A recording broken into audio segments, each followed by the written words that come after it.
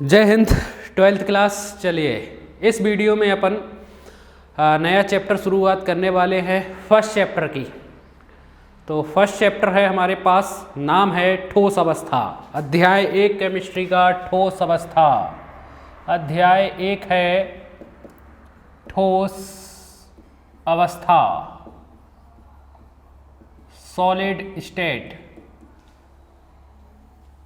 तो किसी भी पदार्थ की 3 अवस्थाएं हो सकती हैं। एक होती है ठोस, दूसरी होती है द्रव और तीसरी होती है गैस। तो किसी भी पदार्थ की 3 अवस्थाएं हो सकती हैं। या वो पदार्थ ठोस अवस्था में पाया जा सकता है, या वो पदार्थ द्रव अवस्था में पाया जाता है, या वो पदार्थ गैस अवस्था में पाया जा सकता है।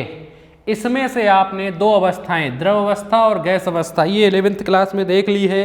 इसमें अपन बात करने वाले हैं 12th क्लास में अपन बात करने वाले हैं ठोस अवस्था की। ठोस अवस्था की चलिए देखिए तो क्या होता है। कोई भी पदार्थ 3 अवस्थाओं में पाया जा सकता है, ठोस, द्रव या गैस। जैसे सिंपल सा एक साधारण एग्जाम्पल है पानी। तीनों अवस्था में पाया जाता है, हमें पता है। अगर बर्फ के रूप में होगा, जमा होगा तो ठोस अवस्था है। सिंपल है बिल्कुल। पानी पीने वाला जो है वो द्रव अवस्था में होता है, और अगर भाप बन के उड़ने लगा तो वो गैस अवस्था होती है उसकी। ठीक है। तो कोई भी पदार्थ है दुनिया का, पूरी दुनिया का, ब्रह्मांड का कोई भी पदार्थ है, वो या तो परमाणुओं से मिलकर बना होगा, या वो अणुओं से मिलकर बना होगा, या वो आयनों से मिलकर बना होगा। कोई भी पदार्थ या परमाणुओं से मिलकर बनता है, या अणुओं से या आयनों से मिलकर बना हो सकता है। इन तीनों के अलावा वो किसी चीज़ से मिलकर नहीं बना होगा। या तो उसमें परमाणु पाए जाएंगे, या अणु पाए जाएंगे, या आयन पाए जा सकते हैं। ठीक है। तो देखिए क्या होगा। तो तीनों ही पदार्थ जो हैं वो परमाणु, अणु या आयनों से मिलकर बने होंगे। सबसे पहले बात कर लेते हैं अपन ठोस अवस्था की ही बात कर लेते हैं। ठोस अवस्था में जो परमाणु, अणु अथवा आयन होते हैं, यानी अगर कोई पदार्थ मान लो परमाणुओं से मिलकर बना हुआ है, तो वो ठोस अवस्था में तब होगा जब परमाणुओं के बीच आकर्षण बल का मान बहुत ज़्यादा होगा। वो आपस में बहुत तेजी से जुड़े रहेंगे, टूटेंगे नहीं आराम से, तो वो पदार्थ की ठोस अवस्था होगी। जैसे कि ये पेन एक ही प्रकार के छोटी छोटी चीज़ों से मिलकर बना हुआ है, और कौन सी अवस्था में है? ठोस अवस्था में है। क्यों? क्योंकि इनके बीच आणविक बल का मान बहुत ज़्यादा है। आणविक बल का मान बहुत ज़्यादा है। तो अगर कोई पदार्थ ठोस अवस्था में है, इसका मतलब ये है कि वो जिस चीज़ से मिलकर बना है, मतलब परमाणु, अणु या आयनों से मिलकर बना हुआ है, तो उनके बीच अंतर आणविक आकर्षण बल का मान बहुत ज़्यादा है। ठीक है। चलिए आगे बढ़ते हैं। तो ठोस अवस्था में परमाणु, अणु अथवा आयनों के बीच आकर्षण बल का मान बहुत अधिक होता है। कैसा होता है? बहुत अधिक, या बोल सकते हैं सबसे अधिक। सबसे अधिक होता है। द्रव अवस्था में कोई पदार्थ द्रव अवस्था में कब आ जाता है? जब परमाणु, अणु अथवा आयनों के बीच आकर्षण बल का मान थोड़ा सा कम हो जाए। थोड़ा सा कम हो जाए, यानी द्रव अवस्था में परमाणु, अणु अथवा आयनों के बीच आकर्षण बल का मान थोड़ा कम पाया जाता है ठोस की अपेक्षा। अब बात कर लेते हैं गैस अवस्था की। गैस अवस्था में अगर कोई पदार्थ है, इसका मतलब ये है कि उनमें जो परमाणु, अणु अथवा आयन पाए जा रहे हैं, उनके बीच आकर्षण बल का मान सबसे कम है। सबसे कम है। चलिए देख लीजिए एक बार फिर से। कोई पदार्थ ठोस अवस्था में कब होगा? कोई भी पदार्थ ठोस अवस्था में तब होगा जब उसके परमाणु, अणु अथवा आयनों के बीच आकर्षण बल का मान सबसे अधिक होगा। गैस द्रव अवस्था में कब हो जाएगा? जब परमाणु, अणु अथवा आयनों के बीच आकर्षण बल का मान थोड़ा सा कम हो जाएगा ठोस की अपेक्षा। और जब परमाणु, अणु अथवा आयनों के बीच आकर्षण बल का मान सबसे कम हो जाएगा, तब वो पदार्थ गैस अवस्था में आ जाता है। इसीलिए गैस आसानी से इधर उधर उड़ती रहती हैं, क्योंकि इनके बीच आकर्षण बल का मान सबसे कम होता है। थोड़ा बढ़ा देते हैं तो द्रव अवस्था में चला जाता है, इसलिए द्रव उड़ता नहीं है, फिर वो धीरे धीरे बहता है, गति करता है वो धीरे धीरे। और बढ़ा देते हैं तो वो ठोस अवस्था में चला जाता है, फिर उसमें गति होना बंद हो जाती है, उसके परमाणु अणु अथवा आयनों के बीच गति होना बंद हो जाती है। ठीक है, तो ये सिंपल सी एक जानकारी थी ठोस, द्रव और गैस के बारे में। तो ठोस में परमाणु अणु अथवा आयनों के बीच आकर्षण बल का मान सबसे अधिक होता है, द्रव में परमाणु अणु अथवा आयनों के बीच आकर्षण बल का मान ठोस से थोड़ा कम होता है, और गैस में परमाणु अणु अथवा आयनों के बीच आकर्षण बल का मान सबसे कम होता है। ठीक है, चलिए तो अब आगे बढ़ते हैं। अब इसमें अपन सिर्फ बात करेंगे ठोस अवस्था की। तो हेडिंग है हमारे पास ठोस अवस्था। ठोस अवस्था, ठोस अवस्था क्या होती है? तो पॉइंट के रूप में लिखते चलेंगे कि ठोस अवस्था होती क्या है। पॉइंट नंबर 1, यहीं से परिभाषा बना दें कि किसी पदार्थ की वह अवस्था जिसमें परमाणु अणु अथवा आयनों के बीच आकर्षण बल का मान सबसे अधिक होता है, ठोस अवस्था कहलाती है।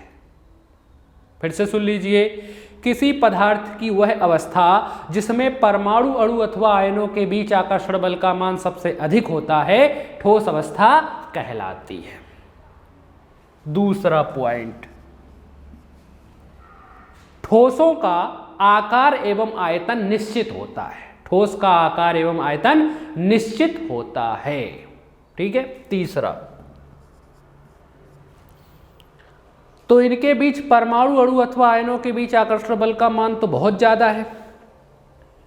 गैस में देखा बहुत कम है, इसलिए उनके परमाणु अणु अथवा आयन उड़ते रहते हैं एक से दूसरे। द्रव में भी बहते रहते हैं, लेकिन इनमें ना उड़ेंगे ना बह रहे हैं, बस अपनी ही जगह पर, अपने ही स्थान पर कंपन करते रहते हैं। उनमें वाइब्रेशन होता रहता है, वाइब्रेट होते रहते हैं वो। तो ठोस अवस्था में, किसी पदार्थ की ठोस अवस्था में परमाणु अणु अथवा आयन अपने ही स्थान पर कंपन करते रहते हैं। क्या करते रहते हैं? कंपन करते रहते हैं, उनमें वाइब्रेशन होता रहता है। ठीक है, चलिए एक बार फिर से समझ लीजिए। ठोस अवस्था में पहला पॉइंट लिखेंगे कि किसी पदार्थ की वह अवस्था जिसमें परमाणु अणु अथवा आयनों के बीच आकर्षण बल का मान सबसे अधिक होता है, ठोस अवस्था कहलाती है। दूसरा पॉइंट, इनका आकार एवं संरचना निश्चित होती है।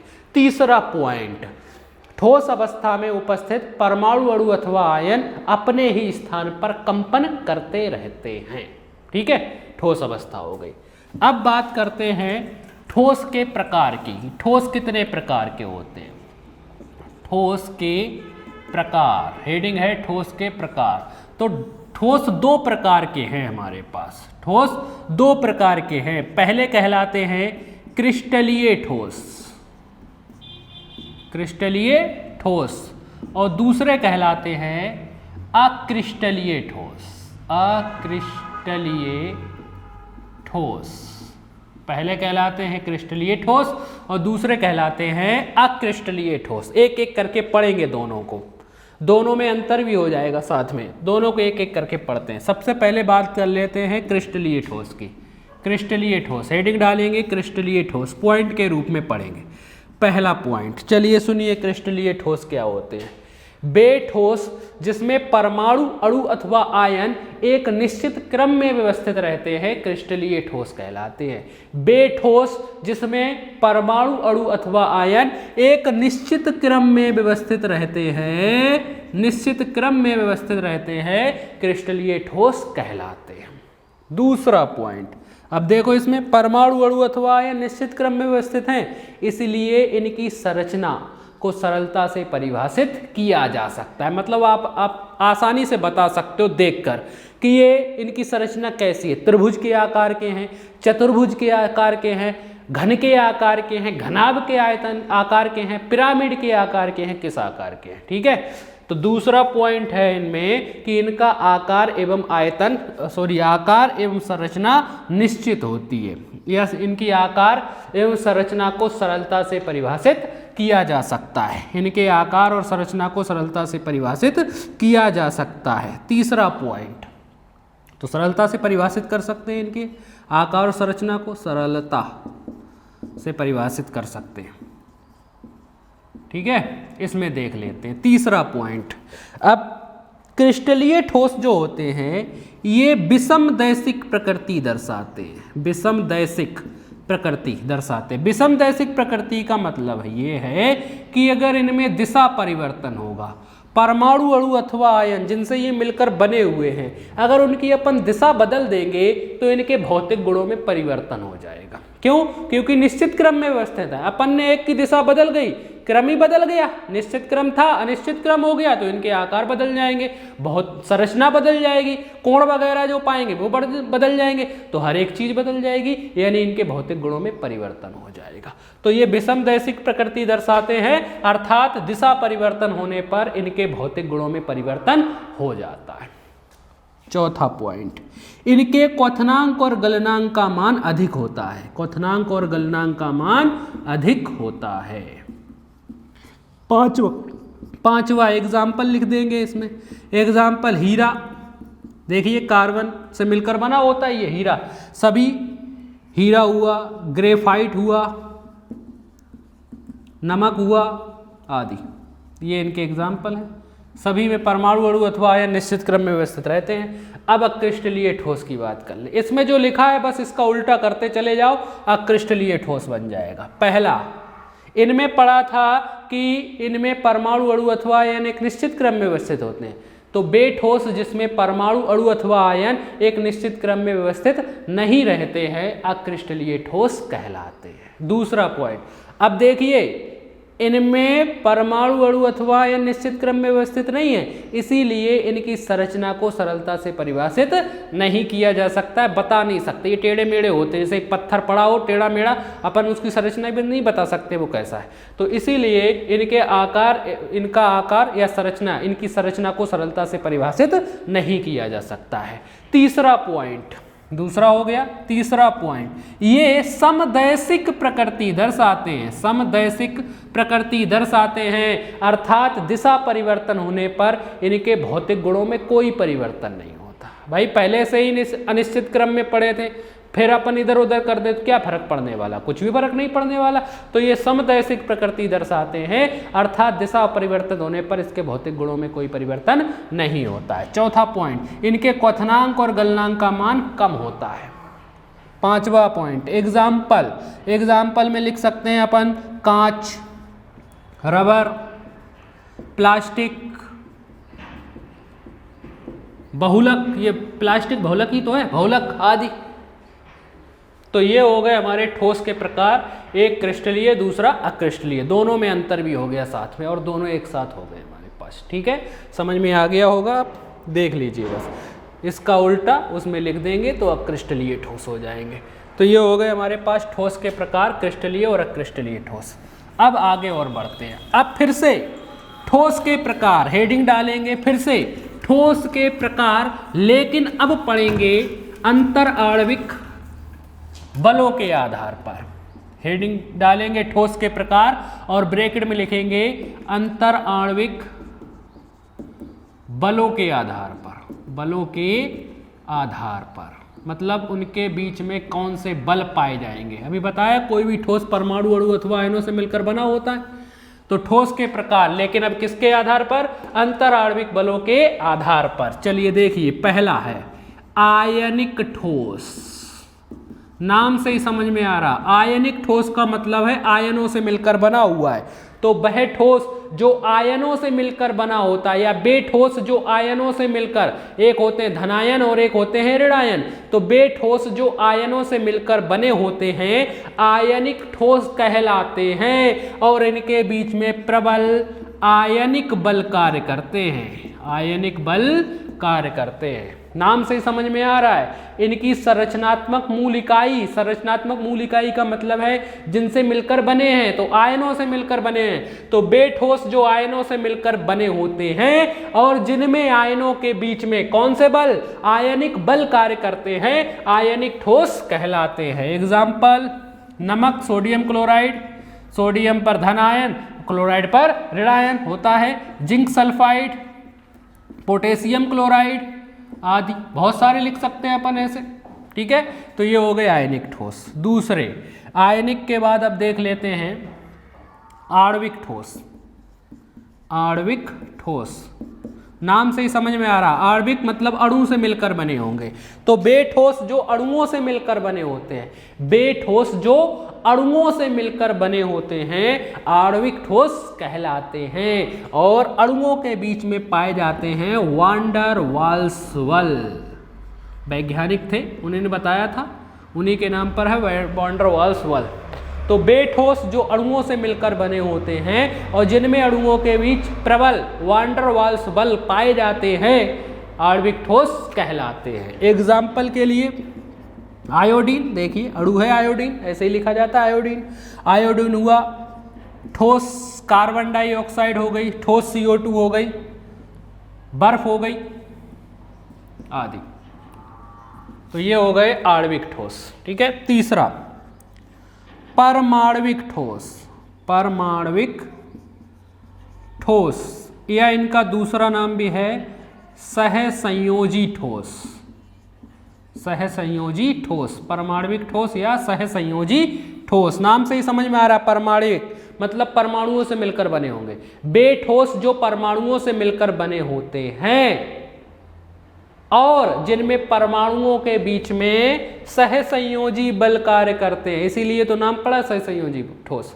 तो बेठोस जो परमाणुओं से मिलकर बने होते हैं और जिनमें परमाणुओं के बीच सहसंयोजी बल कार्य करते हैं, सहसंयोजी बल कार्य करते हैं, परमाणविक ठोस कहलाते हैं।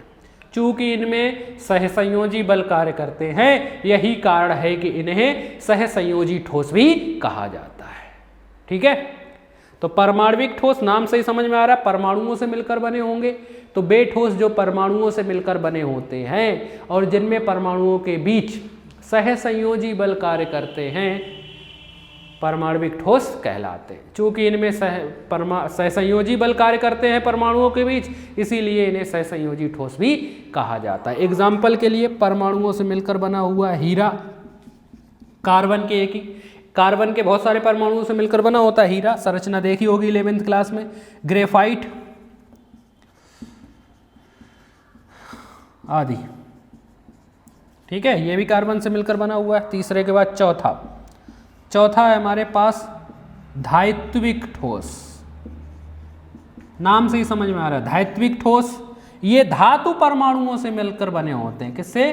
धातु परमाणुओं से मिलकर बने होते हैं और धातु परमाणुओं के बीच में कार्य करते हैं, धात्विक बल पाए जाते हैं, प्रबल धात्विक बल पाए जाते हैं। बेठोस जो धातु परमाणुओं से मिलकर बने होते हैं और जिनमें धातु परमाणुओं के बीच प्रबल धात्विक बल कार्य करते हैं, धात्विक ठोस कहलाते। एग्जाम्पल सभी धातुएं, एग्जाम्पल सभी धातुएं, जितनी भी धातुएं हैं, सोना, चांदी, एल्यूमिनियम, तांबा, जिंक, जितनी भी धातुएं लिख दोगे आप एग्जाम्पल में, सब इन्हीं के एग्जाम्पल है। तो बेठोस जो धातु परमाणुओं से मिलकर बने होते हैं और जिनमें धातु परमाणुओं के बीच धात्विक प्रबल धात्विक बल कार्य करते हैं, धात्विक ठोस कहलाते हैं। ठीक है, तो ये थे ठोसों के प्रकार अंतर आणविक बलों के आधार पर, कौन से बल इनके अंदर कार्य कर रहे थे। ठीक है, उनके आधार पर देखिए परिभाषाएं नाम से ही जुड़ी हुई हैं। आपको एग्जाम्पल ध्यान रखना है, कौन से बल कार्य करते हैं वो ध्यान रखना है यहाँ पर।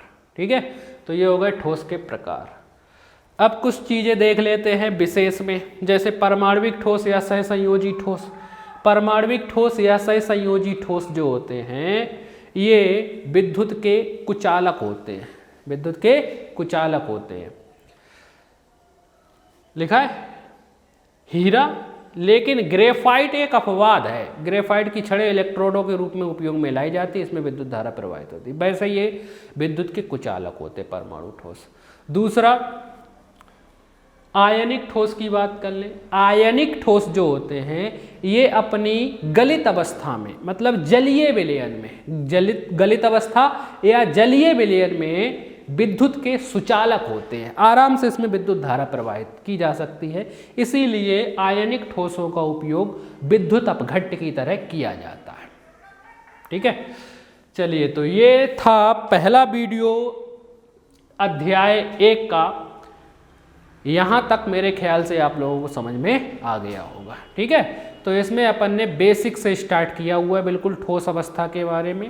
पहले परिभाषा पढ़ी, फिर ठोस के प्रकार पढ़े, क्रिस्टलीय ठोस, अक्रिस्टलीय ठोस, इसके बाद फिर से ठोस के प्रकार पढ़े अंतराण्विक बलों के आधार पर। ठीक है, तो इस वीडियो को आप लोग एक बार फिर से और भी देख लेना और इसे लिख लेना, आप लोग कॉपी में लिखते हुए चलना। ठीक है, अपने शब्दों में भी लिख सकते हो आप लोग। चलिए ठीक है, अब नेक्स्ट वीडियो में अपन आगे बात करेंगे।